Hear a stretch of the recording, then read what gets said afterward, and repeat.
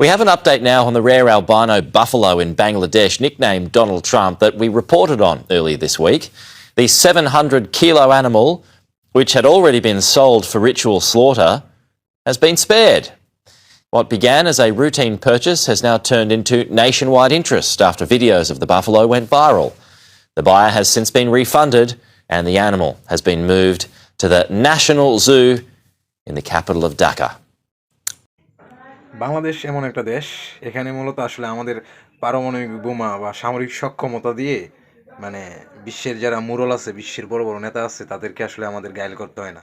আমরা আমাদের বুদ্ধি দিয়েই দেখা যাচ্ছে যে আসলে ওই বিশ্ব নেতাদের গায়েল করতে পারি। ধরেন বাংলাদেশের সামান্য একজন কৃষক বা একটা অ্যাগ্রো ফার্মের মালিক, তিনি একটা গরুর নাম রাখছে হচ্ছে ডোনাল্ড ট্রাম্প, ঠিক আছে?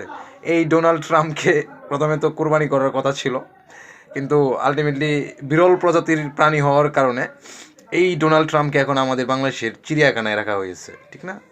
তো দিস ইজ বাংলাদেশ, ঠিক আছে? তো বিশ্ব নেতা, বিশ্বের পরাশক্তি, এগুলার এগেনস্টে বাংলাদেশের মানুষের যে বুদ্ধি, তাদের আছে পরমাণু বোমা আর আমাদের আছে কি মানুষের বুদ্ধি, ঠিক আছে? বাংলাদেশের মানুষের বুদ্ধি অত্যন্ত চমৎকার। ধন্যবাদ। যে গরুটার নাম ডোনাল্ড ট্রাম্প রাখছিল তাকে ধন্যবাদ। কিন্তু স্বরাষ্ট্র মন্ত্রণালয়ের পক্ষ থেকে প্লাস হচ্ছে বাংলাদেশ সরকারের পক্ষ থেকে যে বিরল প্রজাতির প্রাণী আখ্যা দিয়ে ডোনাল্ড ট্রাম্পকে রক্ষা করা হলো, তো এবং তাকে চিড়িয়াখানায় রাখা হলো, এই জিনিসটা আমাকে মজাই দিচ্ছে।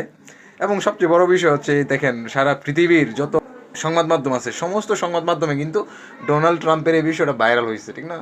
তো এই ডোনাল্ড ট্রাম্প, মোদি, ঠিক না, নেতানিয়াহু, এইসব এদেরকে বাংলাদেশের পশু পাখির নাম দিয়ে আসলে রাখা হবে এবং ওদেরকে চিড়িয়াখানায় রাখা হবে।